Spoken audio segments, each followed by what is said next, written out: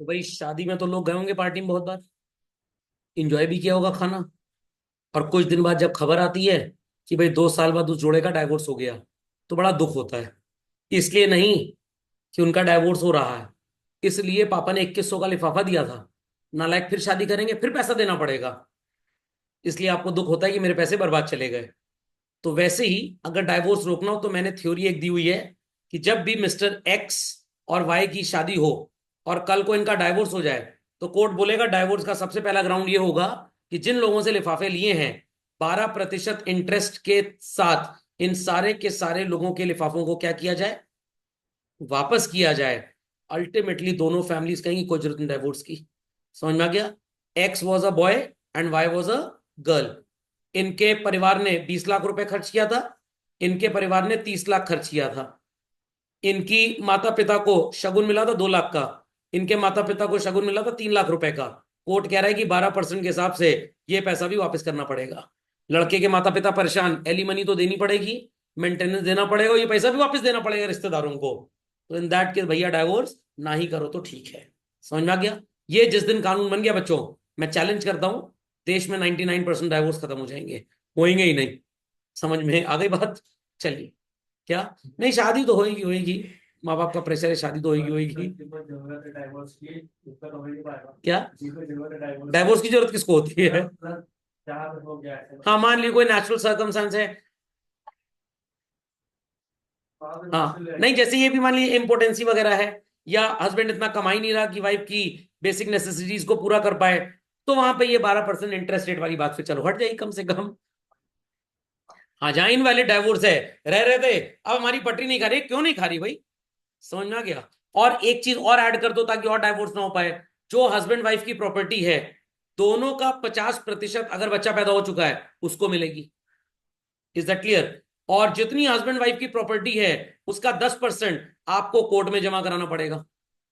जैसे consumer protection में है, 5% of the amount of dispute court में जमा होगा। तो इतना स्ट्रिक्ट कर दो नियम कि डाइवोर्स हो ही ना। Okay? So marriage is a social institution, and social interest को प्रोटेक्ट और प्रिजर्व करना हर इंसान को आना चाहिए, चाहे वो लोग खुद हो या सोसाइटी हो। बट कभी कभी ऐसा होता है कि शादी नहीं चल पाती, there are numerous other reasons. Husband को कोई न्यू वाइफ मिल गई, वाइफ को कोई न्यू हस्बैंड मिल गया, बट ये सब रूल्स लगा दीजिए। व्हाट इट क्लियर कि जितना शगुन लिए थे 12% रेट ऑफ इंटरेस्ट के हिसाब से वापस करो। जितनी प्रॉपर्टी है दोनों लोग की 10% कोर्ट में जमा हो जाएगा पैसा। जितनी प्रॉपर्टी बची आधी बच्चों को मिल जाएगी। कहेंगे फिर बचे क्या, सब तो चला गया, रहने दो फिर चलाते हैं शादी और क्या। सो डाइवोर्स का मतलब सबको पता होना चाहिए। शादी का डिसोल्यूशन, डिसोल्यूशन ऑफ मैरिज दो तरह से होता है। अगर with the process of the involvement of courts हो तब आप इसे डाइवोर्स बोलेंगे, और अगर पार्टी टैया हो गई, मर गई, डेथ हो गई, तो भी वो डिसोल्यूशन ऑफ मैरिज है। तो ध्यान से सुनिएगा। So divorce is actually a secondary logic. पहला है what is called as dissolution of marriage. तो डिसोल्यूशन ऑफ मैरिज दो तरह से हो सकता है बच्चों। पहला तरीका क्या है? डेथ। और दूसरा तरीका क्या है? डाइवोर्स। समझ में आ गया? डाइवोर्स तब होता है जब इन्वॉल्वमेंट किसका हो जाए? कोर्ट का। और डेथ तब होती है जब इन्वॉल्वमेंट किसका हो जाए? यमराज का। तो by the process involvement of Yamraj it is death, dissolution of marriage. By the involvement of court, dissolution of marriage is divorce. तो समझ में आ गया आप क्या पढ़ रहे हैं? Dissolution of marriage by court. क्योंकि इसलिए बताना जरूरी, एग्जाम में अगर पूछा जाए what is meant by dissolution of marriage with the involvement of court, खड़े हो गए क्लास में, अरे ये कोर्स के बाहर का आ गया है, जो आपने पढ़ा नहीं है इसलिए कोर्स के बाहर का है। तो डिसोल्यूशन ऑफ मैरिज है सिलेबस में। बाय डेथ हो तो उसे भी dissolution of marriage, through the involvement of court हो तो उसे क्या बोलते हैं? डाइवोर्स बोलते हैं। याद रहेगी बात? सो सेसेशन, सेसेशन का मतलब हो गया basically cancellation of matrimonial tie between husband and wife. मतलब हस्बैंड की जो टाई है वो हट जाएगी। अरे मतलब जो बंधन था, सर बंधन तो शादी में होता फिर तो खुल जाता है। अरे वो बंधन नजर आता है, रहता जिंदगी भर का है। And they cease to be called as husband and wife of each other. Sir क्या बोलेंगे? PHPW। PW मतलब फिजिक्स वाला, और PH मतलब फिजिकली हैंडीकैप्ड। PH मतलब previous husband and previous wife, या ex husband and ex wife, अब बोल तो ऐसे रहे ex husband ex, ex Indian army. समझ में आ गया? So concept of divorce is evolved in different type of theories children. Situations like adultery, sexual intercourse outside wedlock, मतलब जिनकी शादी हो चुकी थी उसके अलावा भी हस्बैंड का इंटरकोर्स किसी और के साथ और वाइफ का किसी और के साथ है। अब आप कहेंगे सर शर्म नहीं आती इनको? शर्म आती तो जाहिल ये काम करते कम से कम। जैसे घर के छोटे बच्चे जाके बता रहे हैं पड़ोस वाली शर्मा आंटी को, पापा मम्मी बड़े कंजूस टाइप के हैं। मम्मी कहती है धनतेरस में सोना चांदी ले तो ले देंगे, हम कह रहे हैं आईफोन 17 ले दो, कह रहे नहीं नहीं नहीं। तो शर्मा आंटी समझाई बैल बुद्धि अभी लॉन्च ही नहीं हुआ है 17। अच्छा अच्छा फिर हमसे गलती हो गई है। ओके, जैसे यूट्यूब पे आता है ना एक वीडियो, लड़का कह रहा है मेरे को गिटारिस्ट बनना है, हमारे पास पैसे नहीं है, मेरे को यूपीएससी कोचिंग करनी है, 50-50 हजार की गड्डियां उछल रही हैं। क्रूएल्टी समझ में आ गया? तो पहला पॉइंट आप लिख सकते हैं कि डाइवोर्स का पहला रीजन थ्योरेटिकली क्या हो सकता है चिल्ड्रन? अडल्ट्री। सेकेंड इज लड़की जो है वो बेलन से पति को मार रही है, कोर्ट में मुकदमा पहुंच गया, जज साहब ये मेरे को बेलन से मारती है। जज साहब कह रहे हैं क्या करें, झाड़ू से मार खिलवाएं? हाँ झाड़ू तक तो हम झेल लेंगे, बेलन ओरिजिनल जमाने का है, दादी माँ का बहुत तेज चोट लगती है, हड्डी दो बार टूट चुकी है। तो अगर हस्बैंड वाइफ के ऊपर क्रुएल्टी कर रहा है या वाइफ हस्बैंड के ऊपर क्रुएल्टी कर रही है, मेरे घर वाले मेरे ऊपर करते हैं बच्चों, खिचड़ी खिला देंगे हर तीसरे दिन, कह रहे देखो पेट कहाँ निकला जा रहा है, मैंने कहा एक्सरसाइज कर लेंगे सही हो जाएगा, आज खिचड़ी मम्मी आज खिचड़ी बना लें, मैंने कहा हाँ बना लो, बीमार तो है पूरा खानदान। Is that understood? परसों गलती से मैंने बोल दिया था एग करी बना लो, नवरात्रि चल रहा है, मैंने कहा भगवत गीता में लिखा है कि नवरात्रि में करी नहीं खा सकते? कौन से नवदुर्गा के पाठ में लिखा है कि एक खाना पाप है, नदी किनारे सांप है? बट नहीं मानते, क्रुएल्टी आप इसको ही बोल सकते हैं। डेजर्शन बेइज्जती, spouse leaves the other spouse of never coming back, ये भी एक तरह की बेइज्जती है। मैं मायके चली जाऊंगी तुम देखते रहियो। समझ में आया कि नहीं आया? तो अगर आपकी मम्मी पापा से बोले मैं जा रही हूं, पापा कहे जाओ परसों आ जाऊंगी वापस, मम्मी ने बुलाया है, भैया ने फोन किया है, रक्षाबंधन है संडे को, बच्चों की छुट्टी है मंडे को, तो जरा आ जाओ, पापा कह रहे हे भगवान फिर आ जाएंगी मंडे को, पार्टी भी हो पाएगी। तो जब वाइफ बिना किसी रीजन के चली जाए और कहे वापस तो मैं नहीं आऊंगी, this could be the ground for divorce. समझ में आ गया? अब ये ना हो कि पड़ोस में रहने वाली गुप्ता आंटी की बेटी चली गई मैं वापस नहीं आऊंगी, आप गुप्ता भैया का दूसरा रिश्ता लिया, आंटी आंटी नाराज दूसरी भाभी आ गई हैं, ये अलाउड नहीं है। प्रॉपर कोर्ट के प्रोसीजर के थ्रू होगा, डाइवोर्स की बात कर रहे हैं। अच्छा सर मान लीजिए लड़का मर गया तो डिसोल्यूशन ऑफ मैरिज, तो ये नहीं कि चली गई लड़की तो हो गया डाइवोर्स, नो, प्रोसीजर आपको कंप्लीट करना पड़ेगा। So affects the very foundation of the marriage. तो divorce on these grounds merely enable the other party to end to the form from which substance has already been destroyed। तो तीन बातें समझ में आ गई। पड़ोसी के साथ ज्यादा घुलना मिलना फिजिकली, अडल्ट्री, दंड देना किस तरह का, खिचड़ी। अब खिचड़ी में मजाक कर रहा हूं, एग्जाम में ना लिख के चले आना कि अगर वाइफ हस्बैंड को खिचड़ी खिला रही है या हस्बैंड वाइफ को मैकडोनल्ड्स नहीं लेके जाता ये ग्राउंड फॉर डाइवोर्स होगा, ऐसा कुछ नहीं है। And next is desertion. समझ में आ गया भाई? समझ में आ गया? चलिए। So divorce is regarded as a mode of punishing the guilty party who had rendered him और her unworthy of the consortium. Consortium वहीं से आया वर्ड बच्चों, ग्रुप्ड रिलेशनशिप। कुछ भी हस्बैंड वाइफ के साथ करे या वाइफ हस्बैंड के साथ करे, ऐसा करे जिसकी वजह से एक दूसरों का रिश्ता कंटिन्यू ना हो पाए चिल्ड्रन, इस तरह की हरकत को हम क्या बोलेंगे? डाइवोर्स बोलेंगे। समझ में आ गया? और नुकसान किसका होगा? ध्यान से सुनिएगा मेरी बात। अगर husband is involve into adultery with somebody else, aggrieved party कौन है? Wife. A wife is involve in adultery with someone else, who will be the aggrieved party? Husband. अगर हस्बैंड अन्याय कर रहा है वाइफ के ऊपर तो अग्रीव्ड पार्टी वाइफ है, और अगर वाइफ अन्याय कर रही है हस्बैंड के ऊपर तो अग्रीव्ड पार्टी हस्बैंड है। अब ध्यान से सुनिएगा, अडल्ट्री कहीं से भी ओरिजिनेट हो सकती है, हस्बैंड भी कर सकता है और वाइफ भी, husband is in with involvement with somebody और वाइफ। क्रुएल्टी भी कोई भी कर सकता है दोनों में से, बट डेजर्शन कौन कर सकती है? सर ये तो आपने कर सकती है इसलिए बोला क्योंकि लड़की बोलेगी ना मैं अपने मायके जा, लड़का थोड़ा बोलेगा, उसका मायका, मायका मतलब माँ का घर, मायका द वर्ड मीन सनमाइका नहीं, मायका मतलब मायका घर। समझ में आ गया? माइकल जैक्सन ना समझ लिया, माइका लाल, माइकल जैक्सन।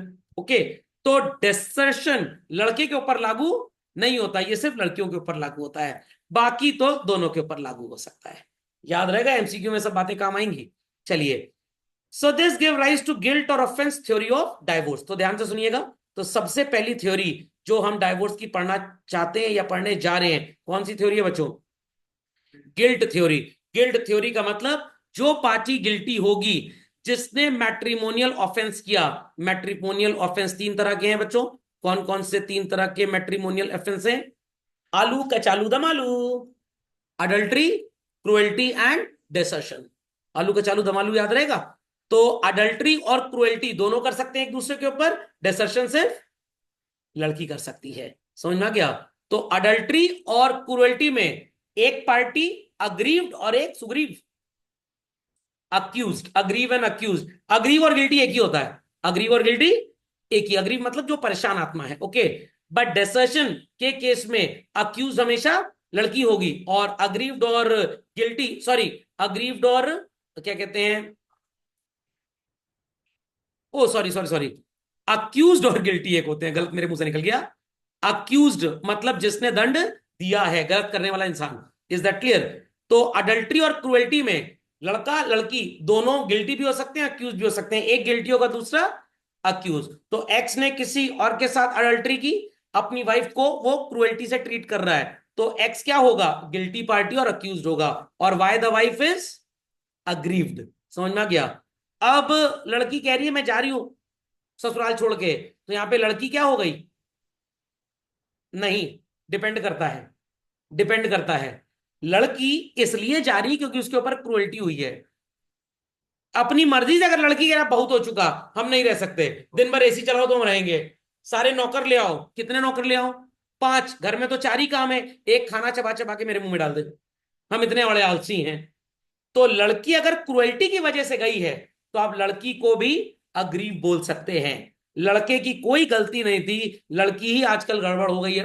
बुरा मत मानिएगा मेरी बात का, जस्ट एन एग्जाम्पल। कह रही नहीं सासू माँ के साथ नहीं रहेंगे, सासू माँ कह रही व्रत रखो 9 दिन नवरात्रि का, तीज का व्रत रखो। कांटा हुई जा रही हूँ सूख सूख के। 105 किलो वजन था शादी में, 98 हो चुका है। समझ में आया? लड़की कह रही मैं तो चाउमीन खाऊंगी, मोमोज खाऊंगी। सासू माँ कह रही नहीं बहू ये सब गलत है, होने वाले बच्चे के नहीं, मैं तो खाऊंगी, अब मैं जा रही हूँ अपनी माँ के घर। अब यहाँ क्रुएल्टी ये लड़की कर रही है, समझना, मेंटली टॉर्चर कर रही है। तो यहाँ पे लड़की अग्रीव नहीं है। तो ये बात क्लियर हो गई। तो moral of the story is this, कि कोई भी इंसान अडल्ट्री कर सकता है, हस्बैंड भी एज वेल एज वाइफ भी। कोई भी क्रुएल्टी कर सकता है। लड़की जा सकती है ससुराल छोड़ के मायके, बट दोनों हस्बैंड या वाइफ अडल्ट्री और क्रुएल्टी कर सकते हैं। हस्बैंड ने अडल्ट्री की, किसी और के साथ इंटरकोर्स किया, तो गिल्टी हस्बैंड होगा और अग्रीव्ड वाइफ। वाइफ ने अडल्ट्री की, किसी और के साथ संबंध बनाए, तो यहां पे वाइफ क्या हो गई? गिल्टी या अक्यूज्ड हो गई। हस्बैंड क्या हो गया? अग्रीव। समझ में आ गया? वाइफ ने क्रुएल्टी की हस्बैंड के ऊपर, तो वाइफ गिल्टी है और हस्बैंड अक्यूज्ड है। हस्बैंड ने क्रुएल्टी की वाइफ के ऊपर, हस्बैंड ने क्रुएल्टी की, अच्छा कुछ गलत बोल दिया, फिर से बोलते हैं। वाइफ ने क्रुएल्टी की हस्बैंड के ऊपर, तो हस्बैंड गिल्टी। वाइफ ने क्रुएल्टी की हस्बैंड के ऊपर, वाइफ गिल्टी हो गई, वाइफ अक्यूज्ड हो गई, हस्बैंड अग्रीव हो गया। हस्बैंड ने क्रुएल्टी की वाइफ के ऊपर, हस्बैंड ने दंड दिया वाइफ को, तो हस्बैंड गिल्टी है, अक्यूज्ड है, और वाइफ अग्रीव्ड है। अगर ससुराल वाले के सताने की वजह से लड़की घर छोड़ के, ससुराल छोड़ के मायके चली गई, तो लड़की अग्रीव्ड है, ससुराल वाले गिल्टी या अक्यूज्ड है। 7 साल तक मुंह बंद रखो, फिर आदत पड़ जाएगी। Is that clear? समझ में आ गया? बट अगर लड़की ऐसे ही नौटंकी कर रही है, चली गई, तो लड़की गिल्टी है। समझ में आया कि नहीं आया? पक्का? तो cause for desertion could be adultery या क्रूएल्टी। समझ में आया? तो अगर लड़की को पता लग गया उसके हस्बैंड के संबंध किसी और के साथ हैं, इस वजह से छोड़ के चली गई, सॉरी, तब आप इसको डेसर्शन नहीं बोलेंगे, तब अडल्ट्री बोलेंगे। डेली लड़का आता है पीपा के बाहर से अल्कोहल लेके और अपनी पत्नी को मारता है, तब पत्नी घर छोड़ के चली गई, ये डेसर्शन नहीं है, ये क्रूएल्टी है। तो कॉज ऑफ डेसर्शन अगर अडल्ट्री और क्रूएल्टी है, तो आप उसे डेसर्शन नहीं बोलेंगे। तो तीनों में लड़की के लिए ये सबसे कमजोर है, ये दो सबसे ज्यादा स्ट्रॉन्ग है। समझ में आ गई बात भाई? So who has committed offence other than an innocent party, तो इनोसेंट पार्टी कौन हो गया भाई? अग्रीव्ड पार्टी, और वही विक्टिम होता है। तो इनोसेंट, अग्रीव्ड और विक्टिम एक हो गए। इनोसेंट, अग्रीव्ड और विक्टिम। अवी, audio video individual, aggrieved, victim और इनोसेंट एक होता है, और अक्यूज्ड और गिल्टी एक। सर मम्मी बोलती पापू को ये जी सुनो जरा, क्या ये सब नोट्स बनेगा? परेशान हो तो ये नोट्स थोड़े से डिले हो गए, मैं क्षमा प्रार्थी हूं उसके लिए। बाकी सब बन गए, यही सेक्शन बचा है बस। Got it? तो ये याद रखना है आपको, एमसीक्यू में यही सब काम आता है। Which of the following is common? तो accused is to guilty as aggrieved is to innocent. तो अग्रीव्ड, इनोसेंट और विक्टिम एक, अग्रीव्ड और अक्यूज्ड, सॉरी गिल्टी और अक्यूज्ड एक हैं। अब इसमें ही फर्क समझ लीजिए बच्चों। अक्यूज्ड तब बोलेंगे आपको जब कानून की सजा लगभग समझ लीजिए मिलने ही वाली है, मिल गई, गुनाह साबित हो गया। गिल्टी तब तक है जब तक गुनाह साबित नहीं हुआ, प्रोसीडिंग्स चल रही हैं, वर्क इन प्रोग्रेस। फैक्ट्री में सामान बन रहा है, गिल्टी, सामान बन गया, अक्यूज्ड। ओके, समझ में आ गया? मैंने कुछ किया नहीं बट मेरे ऊपर अन्याय हुआ है, तो मैंने कुछ नहीं किया, अंग्रेजी में इनोसेंट, मेरे ऊपर अन्याय हुआ, विक्टिम। आप एग्जामिनेशन रूम के अंदर आके बैठ गए बट अभी क्वेश्चन पेपर नहीं मिला, अभी आप इनोसेंट हैं। बट जब क्वेश्चन पेपर में क्वेश्चन टफ आ गया, बगल में पूछ रहे, आप विक्टिम हो गए। तो अलग अलग स्टेजेस पे अलग अलग नाम है, ये एग्जैक्टली सिनोनिम्स नहीं है, ये सिनोनिम्स नहीं है। हस्बैंड ने आपको सताया, आपकी कोई गलती नहीं थी। हस्बैंड ने बेलन मारा, 3 कंटाप आपने मार दी, सॉरी, अब आप इनोसेंट, आप अग्रीव्ड थे इसलिए आपने कंटाप मारी। समझ में आ गया? तो आप इनोसेंट नहीं है आप। तो जब आपका जज बोले जज साहब मेरे क्लाइंट इनोसेंट हैं, हस्बैंड का जज है छुट्टी कहीं की, मैंने जज साहब दो तेज में आवाज क्या बोल दी, बेलन उठा के मार दिया, तो ये इनोसेंट नहीं है, ये अग्रीव्ड थी। बात समझ में आ रही है? कैंसर की first stage, second stage, third stage, चौथी में तो इंसान ही निपट जाएगा। खोपड़े में बात गई कि नहीं गई? रैश ड्राइविंग और एक्सीडेंट फर्क होता है ना, वही चीज यहाँ पे भी है। हाँ बोलिएगा जी। नहीं, ये देखिए शब्द है, जब आप बोलेंगे अपने लॉयर को कि मेरी बीवी मेरे को सताती है, समझ में आ गया, वो कमरा लॉक करके किट्टी पार्टी में चली जाती है, मेरे को दोस्तों के साथ पार्टी में जाने नहीं देती है, बीवी कहेगी दोस्तों के साथ चले जाते हैं, 2-2 ढाई-ढाई बजे रात में आते हैं, हमारी नींद खराब होती है, हमारे बच्चे स्कूल नहीं जा पाते और उनकी पढ़ाई नुकसान हो रही है, भैया हमको डाइवोर्स चाहिए। बट जज बोलेगा तुम भी तो किट्टी पार्टी में जाती हो, तो वो उसका जज वाइफ का क्या बोलेगा, मेरी क्लाइंट इनोसेंट है। आपका जज क्या है, छुट्टी, ये इनोसेंट नहीं है, ये भी जाती किट्टी पार्टी में। फर्क सिर्फ इतना ही, ये दिन में 2 बजे किट्टी पार्टी में जाती है, रात को 9 बजे आती है, 7 घंटे आवारागर्दी करती हैं। मैं जज साहब 10 बजे तक तो दुकान पे रहता हूँ, पैसा कमाता हूँ घर के लिए, मैं 11 बजे पार्टी में आता हूँ, सुबह 6 बजे आता हूँ और कहता हूँ लो बच्चों को छोड़ा हूँ स्कूल। ये तो ये भी हस्बैंड तो 1 महीने में एक ही बार जाता है। समझ में आया कि नहीं आया? हाँ, गिल्ट नहीं, गिल्टी की आप मेरी बात नहीं समझे। इनोसेंट शब्द जो है वो आपको सो कॉल्ड बहुत भोला बनाता है, सामने वाली पार्टी से ज्यादा आप कॉम्पनसेशन ले सकते हैं, समझ में आ गया? बट आपने भी अगर प्रहार किया, सॉरी आप इनोसेंट नहीं है बट आप अग्रीव्ड हैं, समझ में आ गया? तो मान लीजिए कि आपको किसी ने सड़क चलते झापड़ मार दिया, आपने उसके ऊपर केस कर दिया, यू आर इनोसेंट, बट बदले में आपने भी उसको 3 कंटाप मार दी, you are not innocent now, गलती आपने भी की है चाहे बाद में की है। सेल्फ डिफेंस आएगा बट आप इनोसेंट नहीं प्रूव करेंगे ना। समझ में आया? हाँ, व्हाट इट क्लियर? तो उसकी इंटेंसिटी क्या है बेसिकली, समझ में आ गया? टंकी में पानी खत्म हो गया, टंकी में पानी कम है, दोनों केस में प्रेशर का प्रॉब्लम है, बट खत्म होना इज एम्प्टी, कम है तो डिग्री ऑफ कंसेंट्रेशन पे डिफरेंस है। लॉजिक समझ में आया? तो लड़का लड़की एक दूसरे को पसंद कर चुके हैं, अभी सगाई भी नहीं हुई है, साथ में घूमना आवारागर्दी ही है। बट सगाई हो चुकी है, शादी नहीं हुई है, अरे लड़का लड़की बड़े एडवांस्ड हैं, बट आवारा वर्ड नहीं चलेगा अब यहाँ पे। शादी हो गई उसके बाद भी घूम रहे हैं, अरे शादीशुदा हैं, बट इसका मतलब ये थोड़ा कि सारी हरकतें सड़क पे चालू हो जाओ। Is that clear? तो वर्डिंग का डिफरेंस है यहाँ पे। पापा मेरे को लैपटॉप ले दो, पापा मेरे को पर्सनल कंप्यूटर ले दो, पापा मेरे को कंप्यूटर ले दो, तीनों में डिफरेंस है। पर्सनल कंप्यूटर में लैपटॉप भी आता है, डेस्कटॉप भी आता है, लैपटॉप में डेस्कटॉप नहीं आता। Is that understood? So later on insanity को भी ऐड कर दिया गया था। सर ये क्या होता है? जबरा फैन पगला गए, समझ में क्या, बुद्धि खिसक गई, मैथ्स के प्रोफेसर थे, पढ़ पढ़ के दिमाग चढ़ गया, बीवी कह रही जाओ 2 लीटर दूध ले आओ और वो सो कॉल्ड सफेद रंग का वाटर कलर ले आए, बीवी कह रही है कोड़ा ले आओ, वो लौकी लेके चला, दिमाग ही नहीं है एकदम से जैसे। तो इंसेनिटी को भी ग्राउंड ऑफ डाइवोर्स माना जाने लग गया। तो total there are how many grounds? 4 grounds of divorce: adultery, cruelty, desertion and insanity. समझ में आ गया? इसको आप ऐसे बोल सकते हैं, acid, ACID। Adultery, then cruelty, insanity and desertion. अब देखिए मेरा ही तरीका सही है बच्चों, क्योंकि सबसे बाद में तो लड़की बोली ना मैं चली, इन तीनों की वजह से तो लड़की जाएगी, इन तीनों की वजह से लड़की जाएगी। तो ACI कोई भी हो सकता है, बट डिसर्शन सिर्फ लड़की का ही हथकंडा है। एसिड याद रखेंगे, एसिड याद रखेंगे। चलिए, so insanity did not fit in within the framework of guilty or matrimonial difference as a part of suffering from insanity could be hardly as called as guilty। भाई बीमार पड़ गया, तो बीमार कैसे पड़ा है? सुबह से शाम तक काम करते थे, कोई रेस्ट नहीं करते थे, दिमाग का एसिड गड़बड़ा गया, पगला गए। पर माना गया है कि ये इंसान के बस में नहीं है। तो इनसेनिटी बहुत बड़ा ग्राउंड फॉर डाइवोर्स नहीं माना जाता। ये माना जाता है कि अगर लड़की का एक्सीडेंट हो जाता है, लड़के का एक्सीडेंट हो जाता, उस केस में दिमाग में चोट लगती, क्या डाइवोर्स ले लेते? अब तो पत्नी और पति धर्म निभाने का टाइम आया है। बट मेरे एक दो एग्जाम्पल्स हैं, एक दो लोगों को मैं जानता हूं जहां पे पति की दिमागी स्थिति गड़बड़ा गई तो पत्नी ने उससे डाइवोर्स ले लिया। ऐसे से नीच टाइप के लोग होते हैं। So this led to renaming of guilty theory as fault theory. क्यों भाई गिल्ट थ्योरी को फॉल्ट थ्योरी क्यों बोले जाने लग गया?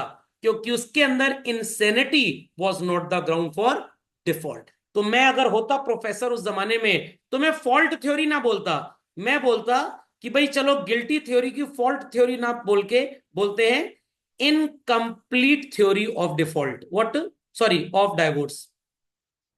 समझ में आ गई बात? इनकम्प्लीट इसलिए क्योंकि उसमें इंसेनिटी नहीं था। ये कह रहे हैं कि क्योंकि इंसेनिटी नहीं है तो ये फॉल्ट थ्योरी है, ये गिल्ट थ्योरी नहीं है। खोपड़े में बात गई। लेटर ऑन ऐड हो गया बट स्टिल डेट कंसिडर नहीं किया जाता। अगर करने लग जाएं तो कितनी लड़कियां तो भाग जाएं, क्योंकि एलिमनी का पैसा मिलेगा। और सब वो प्यार वगैरह वो सब नौटंकी है आजकल, प्यार सिर्फ मोबाइल फोन से रहता है।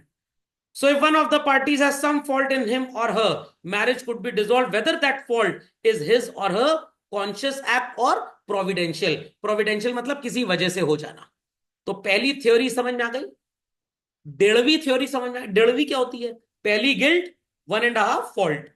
तो फॉल्ट थ्योरी गिल्ट थ्योरी का रिफॉर्मेशन हुआ। कब रिफॉर्मेशन हुआ? जब ये सोचा गया कि उसमें इंसेनिटी तो कहीं है ही नहीं। चला जाए आगे भाई। दूसरी थ्योरी म्यूचुअल डाइवोर्स इसको बोलते हैं। यहां पे अब फॉल्ट थ्योरी में लूप होल्स थे, लड़का एकदम ठीक है, लड़की एकदम ठीक है। प्रैक्टिकली अडल्ट्री किसी ने अभी तक की नहीं, सिर्फ लड़का घुमा रहा था किसी लड़की को, लड़की घूम रही थी किसी लड़के के साथ, बट कोई भी अडल्ट्री सेक्सुअल इंटरकोर्स अभी तक नहीं हुआ। Is that clear? क्रूएल्टी सिर्फ ऐसे है कि लड़का टाइम पे घर ही नहीं आता है, तो एक तरह की सोशल क्रूएल्टी। लड़की भी अपना मौज कर रही है, गॉट इट क्लियर?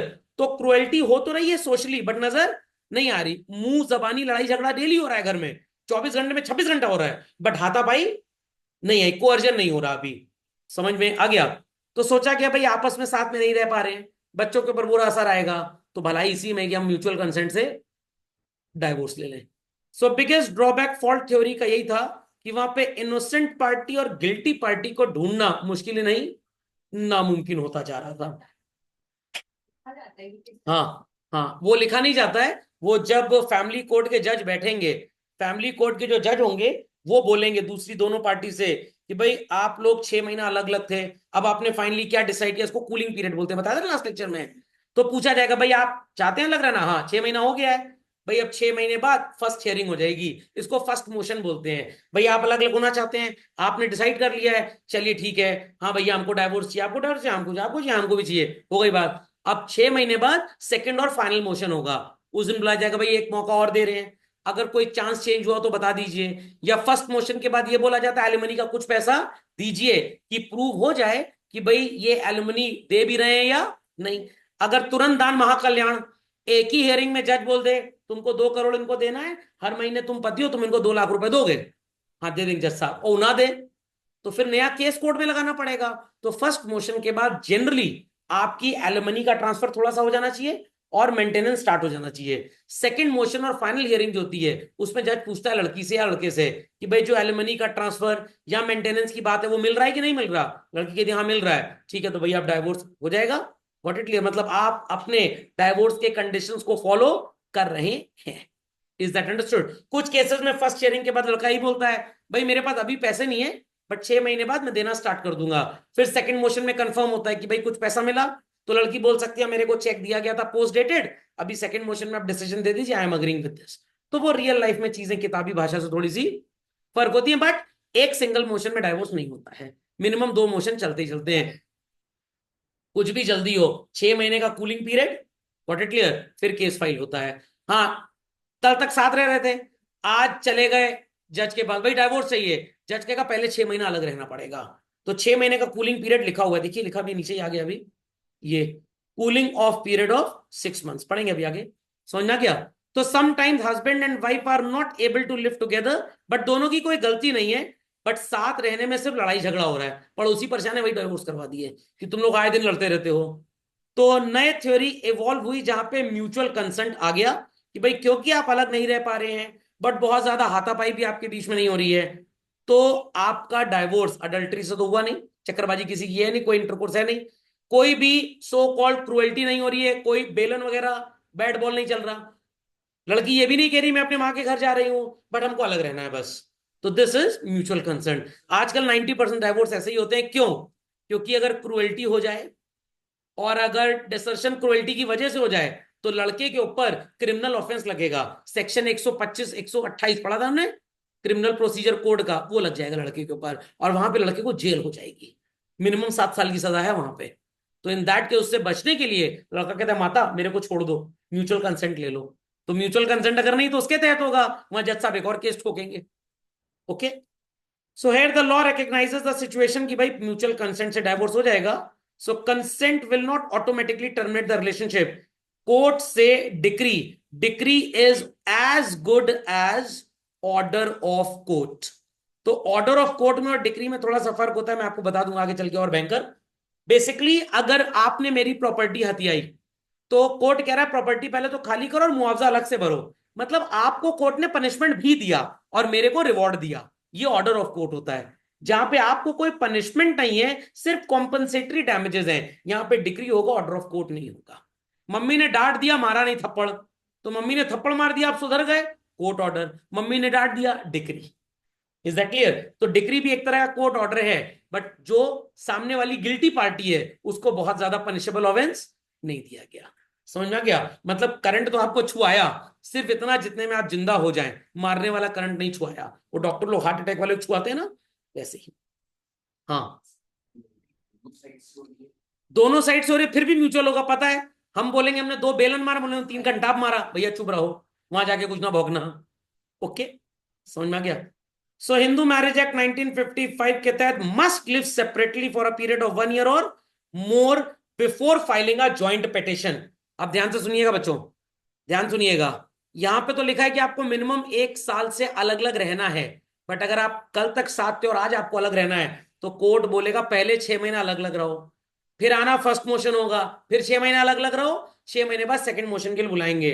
तो आपको ये साबित करना पड़ेगा कि आप 1 साल अलग अलग थे, वापस में दोनों के बीच में अट्रैक्शन रीडेवलप नहीं हुआ। Got it clear?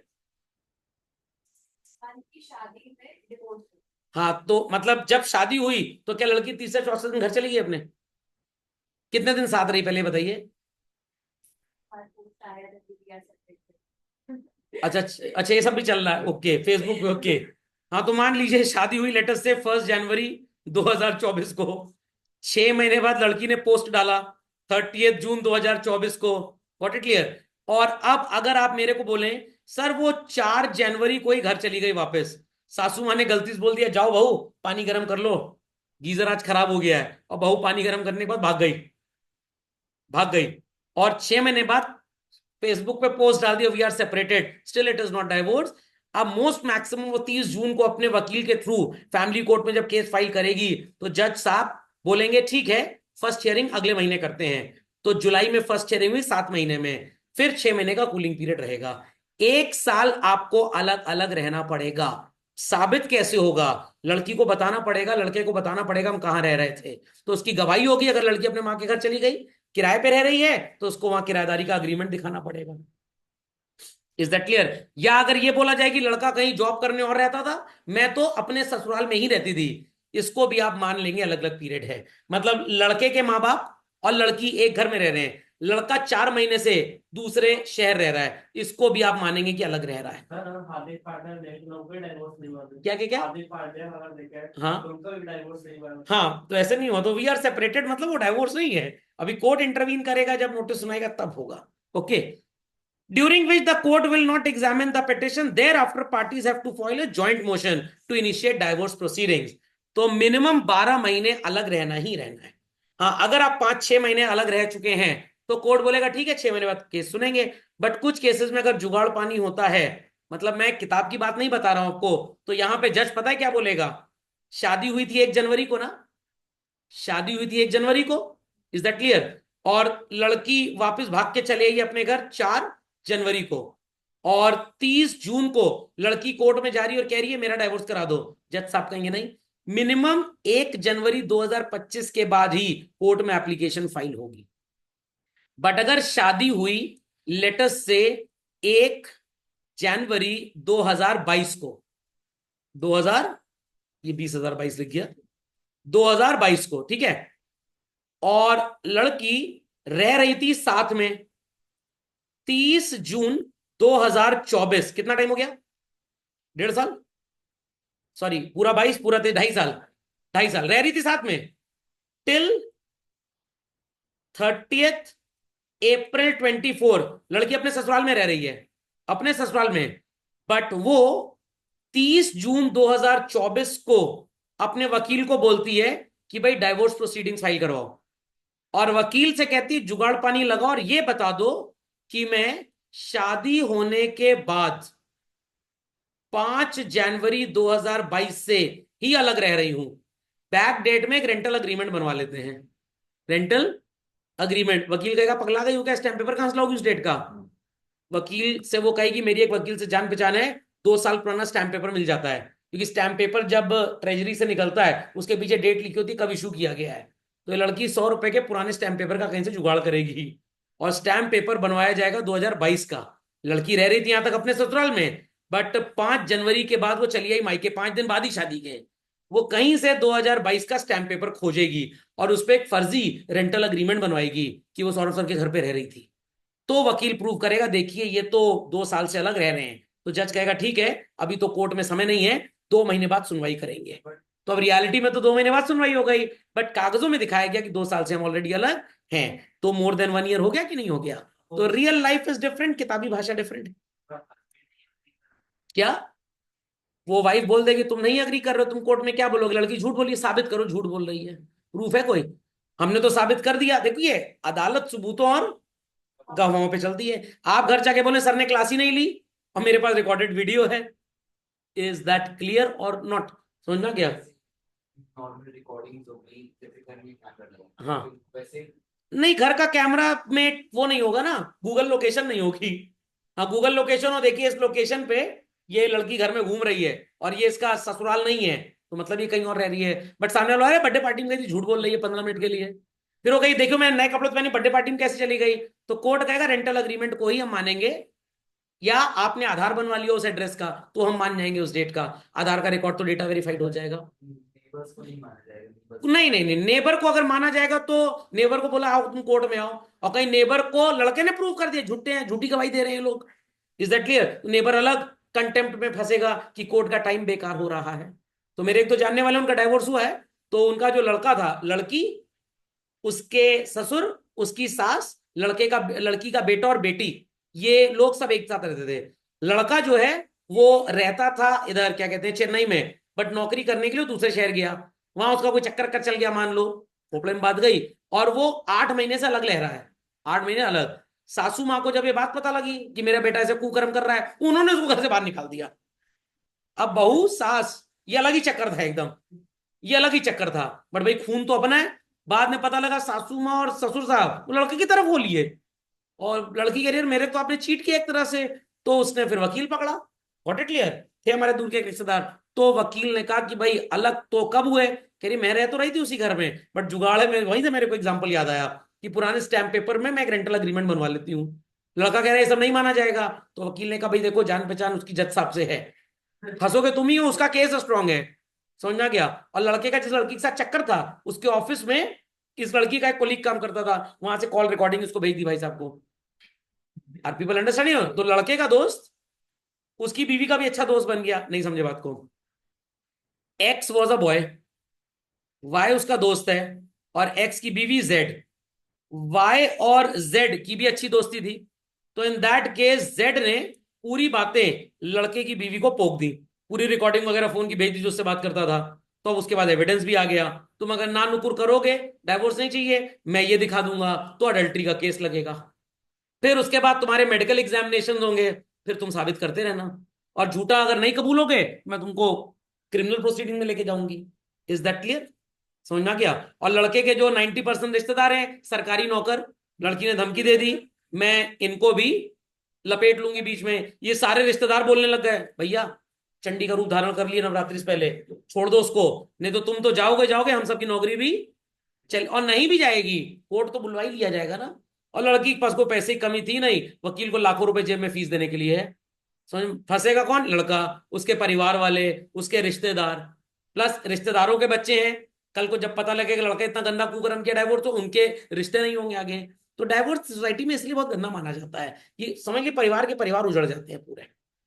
समझ में आ गया? तो किसी का अगर डाइवोर्स हो गया, लाइक एक्स का डाइवोर्स हो गया, एक्स की भी अपनी कोई बहन भाई है, उसके भी बच्चों होंगे कल को, व्हाट इट क्लियर, उनकी आगे जब शादियों इंक्वायरी की जाएगी, अरे ये जो लड़की का मामा था ना इसका डाइवोर्स हो चुका था, इस घर में हम शादी नहीं करेंगे। समझ में आ गया? शादी के जब उनको ऑलमोस्ट डाइवोर्स होने वाला है, हम्म। तो घर में ऐसा माना जाता है कि भाग के शादी नहीं करनी चाहिए। नहीं ऐसा कुछ नहीं है, ये तो कहने कहने की बात है।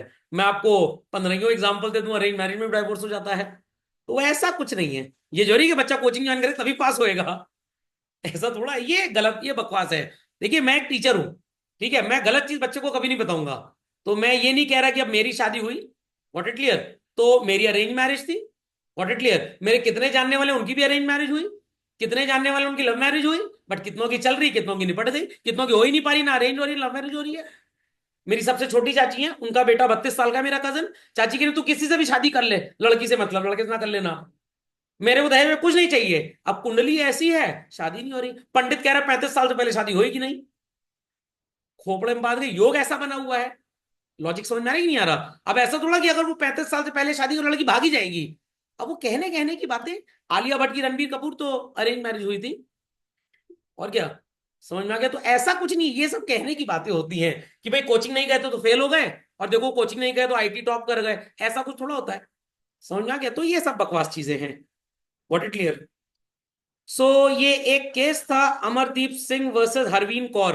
अच्छा यहाँ पे आप सब जानते होंगे अमरदीप सिंह लड़का है, हरवीन कौर लड़की है। सिखों में लड़कों के नाम के आगे सिंह और लड़कियों के नाम के आगे बाय डिफॉल्ट होता है। सुप्रीम कोर्ट ने बोला it is not compulsory to wait for a cooling period of 6 months. अब देखिए ऊपर क्या लगा था 12 महीना, बट मैंने आपको बोला ना 6 महीना, तो सर ये क्या गलत लिखा है? नहीं, हिंदू मैरिज एक्ट कहता है parties must live separately for a period of at least 1 year.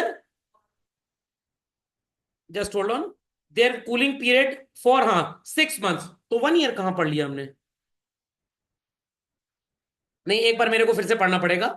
Hindu marriage act parties must live separately for a period of 1 year और more than after filing petition. Okay, हाँ वही बात हो गई। तो अगर आप ऑलरेडी 1 साल से अलग रह रहे हैं तो आपकी सुनवाई कोर्ट में as soon as possible, court के शेड्यूल के हिसाब से।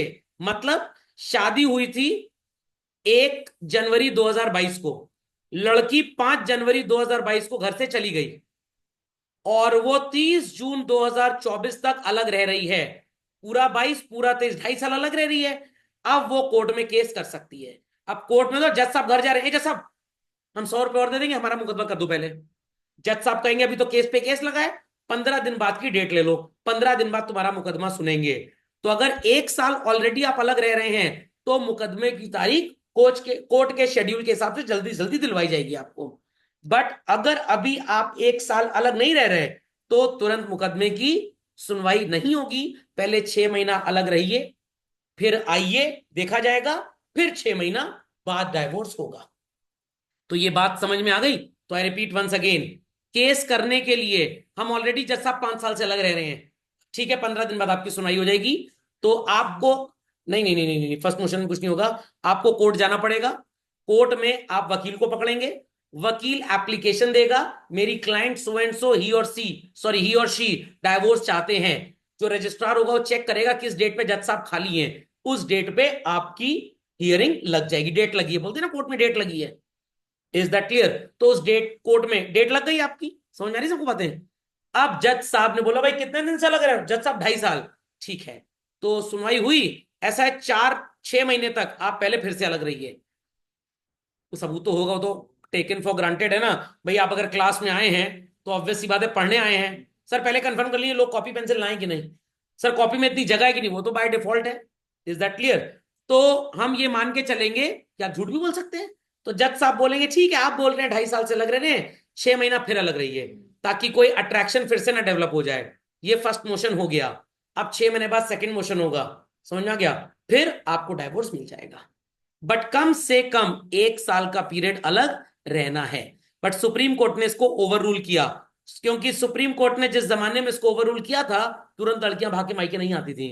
वो 1-2 साल की समस्या जेल झाल के अलग रह के ही आती थी। तो सुप्रीम कोर्ट कह रहा है कि भाई 6 महीने, लिखा है ना, stated that it is not compulsory to wait for cooling period of 6 months. आप 6 महीने से कम में भी डाइवोर्स ले सकते हैं।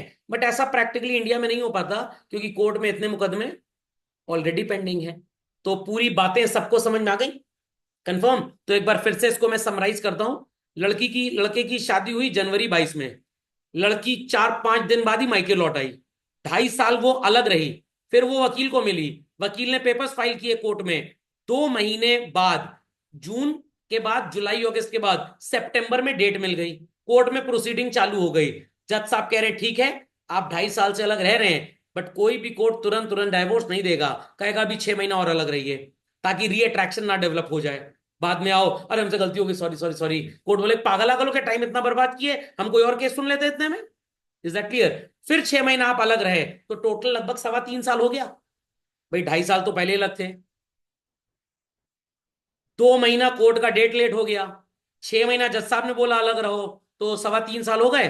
अब बोला जाएगा ठीक है डाइवोर्स ले लो, इतना पैसा तुम इसको इसको दे दो। बट अगर शादी के 4 महीने बाद ही लड़की पहुंच जाए, वकील ही समझा देगा, अरे माता जी अभी कुछ नहीं हो सकता, पहले जाओ अलग अलग रहो, कागज पत्री तैयार कर दो। फिर जब वकील देखेगा 8 महीना ये लोग अलग रह चुके हैं, फिर वो कोर्ट में पेपर फाइल करेगा, जज साहब को बोलेगा देखिए एविडेंस है, और ये 6 महीने से ज्यादा अलग रह रहे थे। अगर हस्बैंड भी बोल दे, क्योंकि बाय कंसेंट हो रहा है, बाय, तो हस्बैंड ज्यादा पे पे टेटी नहीं करता, क्योंकि हस्बैंड को पता है लड़की लपेट देगी मेरे कायदे से, बोलेगा हाँ जज साहब ये अलग रह रहे हैं, ठीक है। अगली हियरिंग की डेट 4 महीने बाद की दी जाती है। तो 8 महीने अलग रह रहे थे, 4 महीने की डेट देती, 12 महीना हो गया, 1 ईयर भी हो गया। कोई भी जज रिस्क नहीं लेगा, क्योंकि कोई भी कल को बोलेगा जज साहब खुद ही बैल थे, क्योंकि 1 ईयर जब लिखा है तो क्यों नहीं फॉलो किया गया, कॉन्स्टिट्यूशन को इन्होंने फॉलो नहीं किया। बट सुप्रीम कोर्ट कह रहा है कि ये जरूरी, तो ये जुडिशियल प्रेसिडेंट हो गया केस में। तो अगर जज साहब बोलते हैं मैं Amardeep Singh versus Harpreet Kaur supreme court का जजमेंट ले रहा हूं, जिसमें सेक्शन 13B सबसेक्शन 2 के कूलिंग पीरियड को डिस अलाउ किया गया है, उसके तहत मैं मुकदमा चला रहा हूं, तो माना जाएगा कि अब जज साहब गलत नहीं है। बट अगर उन्होंने अपने वर्डिक्ट में, जजमेंट में ये शब्द नहीं बोले, पूरी जजमेंट लिखे जाते हैं, तो माना जाएगा जज साहब ने कॉन्स्टिट्यूशन को फॉलो नहीं किया। और प्लस इतने कोर्ट कचहरी केस चलते हैं, 6 महीना क्या, लोगों को 5-5 साल लग जाता है डाइवोर्स में। पता लगा आज हियरिंग नहीं हो पाई, जज साहब को चोट लग गई, आज पितृ विसर्जन है, जज साहब आए नहीं, अब तारीख फिर 20 दिन बाद की मिलेगी, तो वो होते हवाते कम से कम 1.5-2 साल लग जाता है। बट अगर बच्चों आपका वकील लॉजिक, बट आपका नहीं मतलब जिसका डाइवोर्स हो रहा है, ओके, वकील बढ़िया है, सामने वाली पार्टी डरपोक है, 8-9 महीने में भी डाइवोर्स हो जाता है, कंसेंट से हो रहा है ना, इसलिए। और फंसता मामला कहां पे है? लिटरली जहां पे सामने वाली पार्टी एलुमनी देना और ये वाले एलुमनी लेना छोड़ेगा। Is that understood? वो बोलते हैं मुंह से स्टे ऑर्डर, बट एक्चुअली वो स्टे ऑर्डर होता नहीं, स्टे ऑर्डर डाइवोर्स पे नहीं होता। और लड़की ऐसे छोड़ेगी नहीं, कहेगी मैं इतना सताई गई हूं। 99% केसेस में तो लड़की ही जाती है ना घर से, समझ रहे हो? क्योंकि लड़के वाले ही ज्यादा परेशान करते हैं। देखिए धर्म कोई भी हो, हिंदुस्तान में कल्चर है, 90% केसेस में बोलती तो है सासू माँ जब लड़की देखने जाती है, अरे ये हमारी बहू नहीं, ये हमारी बेटी की तरह है। लड़का फंस गया, ये माता राखी ना बनवा देना, बेटी की तरह है। बट अगर लड़की 6 महीने बाद मायके जाती है और मिठाई का डिब्बा नहीं लाई, 95% सासू माँ मैंने देखी है सही है नहीं है। समझ में क्यों खुद सताई गई हैं? लॉजिक समझ में आया कि नहीं आया? खोपड़े में बात गई पक्का। मैंने अपने पापा को देखा है, जब भी नानी माँ के यहाँ जाते थे तो नाना नानी जी 2-3 डिब्बा मिठाई प्लस मम्मी को 2100, 1100, 5100, 80s की बात कर रहा हूँ, 85, 90s की, तो उस समय तो होश संभालो, मैंने लिफाफा देते थे। पापा भड़क जाते थे, एक डिब्बा मिठाई से ऊपर हम कुछ लेके नहीं जाएंगे, और ये 11-21 हमको नहीं चाहिए, हम भिखारी नहीं है। तो नाना जी बोलते थे भाई ये शगुन है, पापन का शगुन अपने पास रखिए आप, बस एक डिब्बा मिठाई दे दिए। तो उस पर लड़ाई हो जाती थी लिफाफे पे। मैं भी दुखी होता, मेरे को लिफाफा नहीं मिला, पूरा मम्मी को ही मिल गया। इज दैट क्लियर और नॉट? समझ में आ गया? मैं अपने इनलॉस क्या पहली बार गया था लखनऊ, तो वहां पे उन्होंने मेरे को 2 लिफाफे पकड़ा दिए, 51-51 हो गए। मैंने नहीं अच्छा लगता है, वो 500 निकाल के मैंने जेब में रख लिया। मैंने कहा बाकी रख लीजिए, मेरे को नहीं चाहिए। अरे शगुन आप पहली बार आए, दामाद है। मैंने घर में कौन लात खाएगा वापस जाके? तो एक डिब्बा मिठाई दे दी और 500 का लिफाफा, बस खत्म, मेरे को और कुछ नहीं चाहिए। बट वही है ना, अच्छा ठीक है आप मत लीजिए, हम अपनी बेटी को दे रहे हैं। तो ये परिवार हिंदुस्तान में ऐसे 5% है। बाकी सब लड़कों का प्राइस टैग लगाते हैं, boys should not take it otherwise, और लड़कियों को जनरली नौकरानी ही समझा जाता है। Is that understood? Least families are there. तो यहां पे अगर डाइवोर्स ना हो तो सास को पहले आवारा बनना पड़ेगा, बहू ना मैं घर का कोई काम करूंगी ना तू करेगी, नौकरानी नहीं आई, डिस्पोजल में खाना खा लेंगे। बस जहां पे इतनी अंडरस्टैंडिंग हो गई, जैसे हमारे यहाँ कंपटीशन चलता है, मम्मी शॉपिंग करने गई तो 5-6 सूट लेती आई, वाइफ शॉपिंग करने गई मेरी 5-6 सूट लेती आई। होलसेल में खरीदते हैं लोग कपड़ा। ये 2 मम्मी जी के लिए हैं। अभी पिछले एक हफ्ते से मेरी वाइफ शॉपिंग कर रही है, 5-6 सूट खरीद चुकी है। मैंने किसके लिए? 4 मम्मी का 2 मेरा। मम्मी के नहीं वो तुम अपने लिए एक और ले लो, करवा चौथ है मेरी तरफ से ले लो। अरे भैया खरबूजे पे छुरी चले, छुरी पे खरबूजा चले, कटूंगा तो माई। समझ में आ गया? तो यहां कभी डाइवोर्स की नौबत नहीं आएगी। दूसरा कंडीशन, जहां पे लड़का लल्लू हो। समझ में आ गया? लड़की को बोले जा रहे हैं उसके सास, और लड़का लड़का बोलते भैया ऐसा पटरी नहीं खा रही, अलग अलग रह लो। समझ में आ गया? तो ये सब डाइवोर्स के रीजंस होते हैं। तो डाइवोर्स का रीजन 90% केस में लड़का लड़की कभी नहीं होते हैं। What it clear? 10% में हो सकते हैं, 90% बाकी परिवार वाले होते हैं। Logic understood? शादी हो 1-2 साल हो गए, ये बच्चा नहीं हो रहा है इनका, अरे हमारी क्यों बच्चा करने निकला, हमारी मर्जी है, तुम लोग क्या बीच में आए पड़े हो? These are the problems in Indian context children. So Parsi marriage में भी कोई ग्राउंड नहीं होता है, but there is no requirement for filing of joint petition. और आजकल जो 21st सेंचुरी में मेट्रोपॉलिटन सिटीज में डाइवोर्स हो रहे हैं बच्चों, उसकी सिर्फ एक वजह है, ओल्ड एज मैरिज। 30-32 साल तक बुद्धि इतनी सेट हो चुकी होती है कि हम किसी की सुन नहीं सकते। 25-26 साल में शादी हो गई, कच्ची मिट्टी है, जैसे ढलोगे ढल जाएगी। Is that understood? और पहले होता क्या था, लड़के और लड़की की उम्र में ही कम से कम 3 से 5 साल का गैप होता था। तो भाई जितना 26 साल वाला लड़का सोचेगा, 21 साल वाली लड़की की सोच भी उतनी है। आज अंकल की उम्र 32 साल, आंटी की उम्र भी 31-32 साल, कॉलेज से ही रिश्ता सेट कर लिए थे। तो एक्चुअली जो लड़की है इसकी सोच अब 36 साल की हो चुकी है, लड़का तो 32 का ही है। शी ट्राइज टू डोमिनेट, और यहां पे प्रॉब्लम स्टार्ट होती है। खर्चे लोगों के कमर्शियली कंज्यूमरिज्म की वजह से इतने बढ़ गए। क्या होता है, लड़के का खर्चा मैं झेलूंगा, बिटिया का तुम झेल लेना, घर में पार्टनरशिप चल रही है एक्चुअली में। तो दीज आर द प्रॉब्लम्स। तो खैर मैं उम्मीद लगाता हूं कि मेरे वीडियोस जो लोग देखेंगे उनका डाइवोर्स तो जिंदगी में कभी नहीं होगा, क्योंकि मैंने रीजंस बता दिए हैं। लड़की क्या कहती है, मैं खाना बना रही हूं तुम बर्तन नहीं मान सकते। लड़की की माँ, तू बर्तन ना मांजना। और लड़की की माँ, तू क्यों कर रही है, सारा काम है, सास को भी कुछ करने दे। तो सबसे बड़ी प्रॉब्लमेटिक लड़के की माँ है यहाँ पे, सबसे बड़ी प्रॉब्लमेटिक। खोपड़े में बात गई। शादी के बाद मेरे पापा मेरे बोलते थे, बहू खाना लगा रही है ना, बर्तन तुम उठा के रख के आओ। मैं वहीं खाना खाया, हाथ धो दिया प्लेट में, ये क्या है, राजशाही अंदाज। पापा क्या बताऊं मैं तुमको राजशाही अंदाज? खोपड़े में बात गई कि नहीं गई? समझ में आ गया? तो जहां पे सास ससुर ठीक हो, जहां पे लड़के की माँ और लड़की की माँ ठीक हो जाए, कभी डाइवोर्स नहीं होगा। अभी एक वीडियो आया था, उसमें लड़की अपने पिता बोल रही है मेरी सासू माँ से पटनी है, मैं घर वापस आ रही हूँ। तो लड़के के पिता पता है क्या बोलते हैं, लड़की के पिता, ठीक है तू घर से वापस अगर आ रही है तो मेरे घर मत आना, कहीं किराया घर लेके तेरे को दे देंगे, तू अलग रहे, तेरे को पता लगे। अरे थोड़ी बहुत लड़ाई झगड़ा तो चलेगा ही चलेगा, एडजस्टमेंट तो होना ही होना चाहिए। यहाँ एडजस्टमेंट भूल गए लोग। क्यों भूल गए? स्कूल में सुनी नहीं, कोचिंग में सुनी नहीं, टीचर कुछ सुना दे पूरा मोहल्ला पहुंच जाए, हमारे बच्चे को छू कैसे दिया, हमारा बच्चा HIV पॉजिटिव, आपको पता नहीं है? तो ये जिस दिन से टीचर के हाथ से डंडी ले ली गई है, उस दिन से सोसाइटी में भ्रष्ट बना चालू हो गया है। स्कूल में सूते जाते थे कायदे से, सही रहते थे, घर में सूते जाते थे, सही रहते थे, शादी के बाद पता लग जाएगा हम फिर सूते जाएंगे। भैया सामने वाले ने कही, हमने मान ली, हमने कही, सामने मान ली, काम खत्म, खोपड़े में बात गई। मेरी वाइफ बीच बीच में क्लास लेते ना, फोटो भेजती है व्हाट्सएप पे, देखिए सूट है कैसा है, बेस्ट। कह रही देख तो लो, मैंने बहुत अच्छा है। खोपड़े में बात गई कि नहीं गई? समझ में आ गया? ये 8,000 का है, खरीद लो कोई बात नहीं। समझ में आ गया? व्हेन शी सेड आज क्लास बड़ी लंबी चली, सूट खरीदना है ना। समझ में आ गया? तो I won't object your shopping, you don't object my hopping in the class. काम खत्म भाई। समझ में आया कि नहीं आया? चलिए भाई। So concept of divorce by mutual fund is recognise, ये तो कॉन्ट्रैक्ट है, और शादी के टाइम पे ही बोल दिया जाता है अगर कल को डाइवोर्स हुआ बेटा इतना देना पड़ेगा पैसा। तो इसलिए मुस्लिम्स में डाइवोर्स कम क्यों होता है बच्चों? हिंदूज में सबसे ज्यादा डाइवोर्स होता है, पता है क्यों? Culturally they are very weak. Muslims हो, क्रिश्चियंस हो, सिख हो, गुरुद्वारे जाना ही जाना है, चर्च जाना ही जाना है, नमाज पढ़ने जाना ही जाना है। हमारे यहाँ कल व्रत है, ऑफिस है, अच्छा व्रत कैंसिल। तो हिंदूज प्रैक्टिकली इतने डाइवर्सिफाइड है, culturally they are not strong. तो अच्छी बात है, तो मंदिर मस्जिद चर्च गुरुद्वारे में जाके सीखोगे ना भाई, घर में तो सिर्फ चिकन चाउमीन खा लोगे ज्यादा से ज्यादा। इसलिए डाइवोर्स के कॉजेज बहुत ज्यादा है। इसीलिए आपने देखा होगा कि फैमिलीज में जो न्यूक्लियर फैमिलीज बन गई हैं, हिंदुओं में सबसे ज्यादा है, मुस्लिम्स में और क्रिश्चियन में और सिखों में आज भी परिवार संगठित है। क्यों? हर संडे हर फ्राइडे जाते हैं अपने धर्मों के स्थान पे, तो वहां बातें सिखाई जाती हैं, इसके इल इफेक्ट्स बताए जाते हैं। तो कहीं ना कहीं रिलीजन इज रिस्पॉन्सिबल। सो यहाँ पे दो तरह का होता है भाई, एक खुला और एक मुबारक।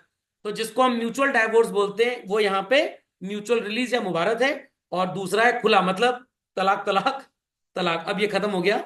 तो मुबारक में both the parties mutually decide other than a marital bond. तो ध्यान दीजिएगा, शादी के टाइम पे कॉन्ट्रैक्ट में लिख दिया गया है कि कल को जब डाइवोर्स होगा तो लड़के का परिवार लड़की को कितना पैसा देगा। अगर वैसे नहीं होता तो इट इज मुबारक डाइवोर्स, जितना वहां लिखा था उससे मतलब नहीं, वील डिसाइड समथिंग एल्स। खुला, offer is from wife side and she has to pay consideration. समझ में आ गई बात? तो ध्यान से देखिएगा, मुस्लिम्स में डाइवोर्स तीन तरह का है। एक, as earlier agreed at the time of marriage, जो लिखा था इतने मेहर वगैरह दे दिया गया, कल को इतना देना पड़ेगा, एक वो डाइवोर्स है, ठीक है। दूसरा, हस्बैंड बोलेगा तो मुबारक और वाइफ बोलेगी तो खुला। तो यहां खुले में वाइफ को पैसा देना पड़ता है और मुबारक में हस्बैंड को। बाकी में दोनों तरफ से एलिमनी या मेंटेनेंस जा सकता है, डिपेंडिंग अपॉन किसकी फाइनेंशियल औकात ज्यादा है। यहां पे भी वही है, हस्बैंड की फाइनेंशियल औकात ज्यादा होगी तो मुबारक होगा, वाइफ की फाइनेंशियल औकात ज्यादा होगी तो खुला होगा। बट मुस्लिम्स में still it is very very very very very less. और ज्यादा डाइवोर्स अगेन मैं आपको बताऊं बच्चों, जितना बड़ा मेट्रोपॉलिटन सिटी उतनी ज्यादा नौटंकी। समझ में आ गई बात? मेरा एक स्टूडेंट है, वो मतलब है क्या था, अब तो सीनियर हो गया, लॉयर ही है। अभी उसकी शादी हुई थी लास्ट ईयर। कह रहा सर मेरे तो डर लगता है मैं शादी करूंगी ना करूंगी। क्यों? कह रहा दिन भर में 100 केस तो हमारे सामने डाइवोर्स का आता है, डर लगता है कहीं अपना ना हो जाए। ओके, तो बस लड़के की माँ ठीक रहे, लड़की की माँ ठीक रहे, डाइवोर्स के चांसेस कम। जब लड़की बोले अपनी माँ से मैं रहना नहीं चाह रही इनके साथ, मार 2 घंटा खींच के सब सही हो जाएंगे। समझ में आ गई बात? कोई प्रश्न किसी का भाई? हाँ, एक तरह से वही है। अगली थ्योरी तीसरी बच्चों, irretrievable breakdown of marriage. Divorce by mutual fund consent चाहिए दोनों लोगों की। If one of the party withholds his consent, divorce can never be obtained. और कौन सी पार्टी विदहोल्ड करेगी? जिसको एलिमनी देनी होगी, वही नहीं चाहेगा, वही चाहेगा केस चलता रहे, वाइफ बूढ़ी हो जाए, मर जाए।